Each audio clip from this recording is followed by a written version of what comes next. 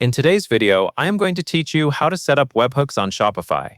Webhooks are a simple way for Shopify to send event updates to your destination server automatically. Instead of you checking the store all the time, Shopify can notify your application when something happens, like an order being created or a customer changing. To get this working, you will create a webhook inside your Shopify admin settings. First, open your Shopify admin dashboard. From there, go to Settings, and then find Notifications. This is where Shopify groups the tools that control what happens when certain events occur. When you click into Notifications, you should see options for different notification-related features, including webhooks. Take a moment to locate the webhook section or link so you can proceed to the creation step. Once you are in the Notifications area, scroll down to the bottom of the page. The reason for scrolling is that webhooks are usually placed lower than the standard notification options. As you move down, keep an eye out for the webhook entry.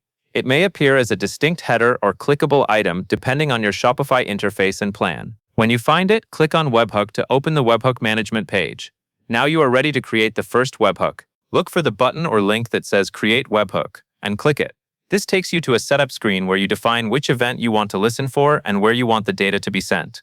At this stage, do not worry about the details too much yet. You will fill in each field one at a time, following the options on the page. Next, select your event type.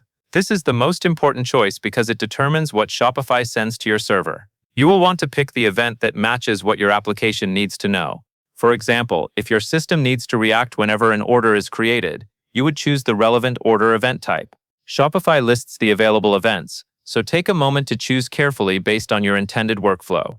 After you choose the event type, you will also need to select the choice of data format, either JSON or XML. Shopify allows you to send the event payload in the format that best fits your server and code. If your server is built to parse JSON, select JSON. If your system expects XML, select XML. This matters because it affects how your receiving endpoint will read the incoming message. With the event type and format selected, you will now provide the destination server link. In the setup form, there is a URL box where you paste the link to your endpoint. This should be the address of the server that will receive the webhook request from Shopify.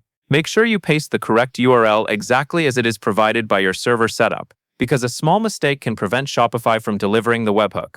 After pasting the destination server link into the URL box, click Save.